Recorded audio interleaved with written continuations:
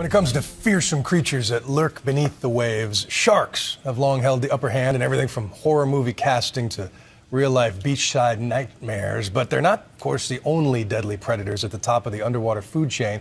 Just last week, some surfers beat a hasty retreat to dry land after having a close encounter with a pod of killer whales off of Vancouver Island. Tonight, ABC's Tanya Rivero brings us a look at what happens when killer whales take on killer sharks to be king of the sea. The great white shark and the killer whale. Creatures of mythic proportions, but they come with vastly different on-screen personas. The fearsome Jaws versus gentle giant Free Willy. But in reality, the killer whale is anything but gentle. Both shark and whale are pure and deadly hunters, the top of the aquatic food chain. Both built for the kill, but very different animals. Killer whales are very social organisms. They have very stable family units. Great white sharks, they're more solitary animals. Differences that become most evident during the hunt. Enter the sea lion, 1,000 pounds of muscle and teeth, surprisingly ferocious and agile, not an easy target. The shark is cautious. It waits for an opportunity because it only gets one shot. The shark jumps. If it misses, the sea lion easily escapes. They'll look for animals in shallower waters or more vulnerable situations. It's often by surprise attack. And then, they'll drive through and lunge at the prey and wound it and then, attempt to kill it and consume it.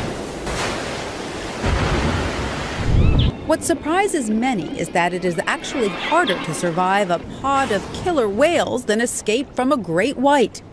These killer whales have spotted their prey on a block of ice.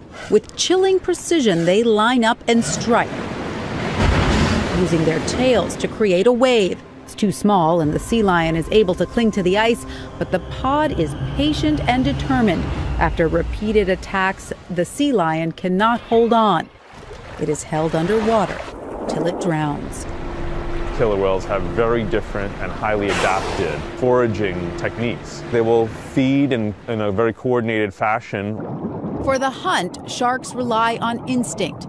But young whales practice. When a seal is caught, it is carried out to the pod, where the young learn the art of killing.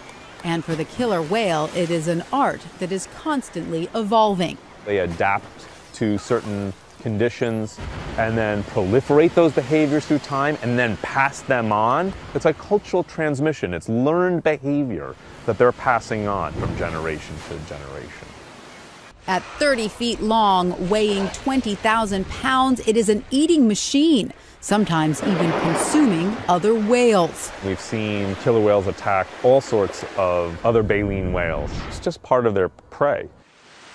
This gray whale, another giant of the sea, is no match for the orca, its only predator, save for humans.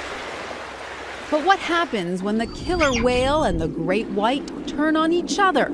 These ancient enemies sometimes go after the same prey, hunting sea lions head to head. With blood in the water, this shark is bold, but then the whale strikes its competition.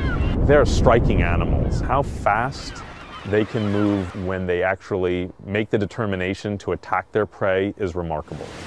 The shark is stunned, then held upside down till he suffocates. The victors feast. In the end, this collision of killers is no contest. With its massive strength and adaptive intelligence, the orca has no equal at sea. I'm Tanya Rivero for Nightline in New York.